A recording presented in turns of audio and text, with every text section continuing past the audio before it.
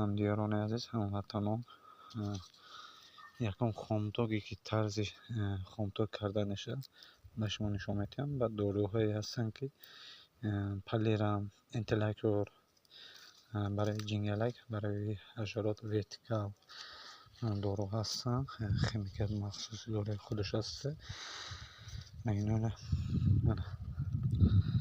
این تگی برگ است، نوده سوزی تگی برگش هست. من اینجاش برگش هم میگیرم.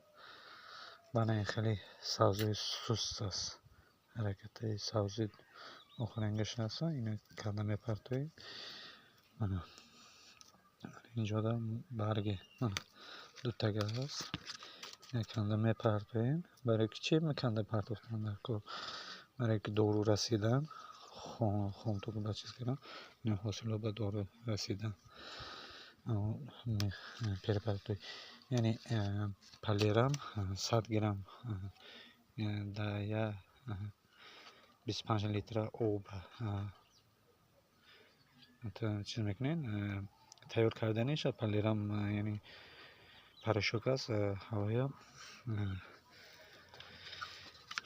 در 1 لیتر بکلش کرده آب میکنین. اون تیار میکنین، دارو را تیار کرده به 25 لیتر اپرات بمیاندازین میشه پین. اگر که خیلی اپرات نداشته باشین، 20 لیتر داشته باشین، ضریت نگه 20 لیتر اپراتی که داشته باشین، اون کتی 20 لیتر به انداخته 100 گرم چه گرم چکتی خامتوگ کرده. من برگوش گرفته، اینجا برگوی میگیرم. اینجا برگ نگیرین. اگر که این من این چشم برمونده این سخت نمیشود، چیز نمیشود، مرد میشود، یعنی که بارانیده چیز ده این نابود میشود. همین چی شدنشه هم دارو رسیدنشه.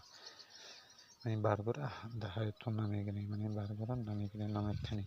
اگر که این برگر گرفتیم من این گلوش حرکتش میمونه. گل کردن، میوه کردن، یعنی غوره در آمدن حرکتش میمونه.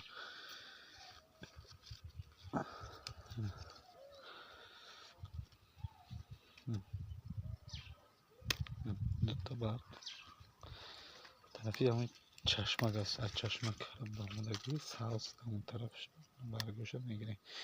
یعنی نودتون هم خیلی دراز شده باشه، ابزار خامتوگ کنید، یکم خامتوگ رول باز میکنه.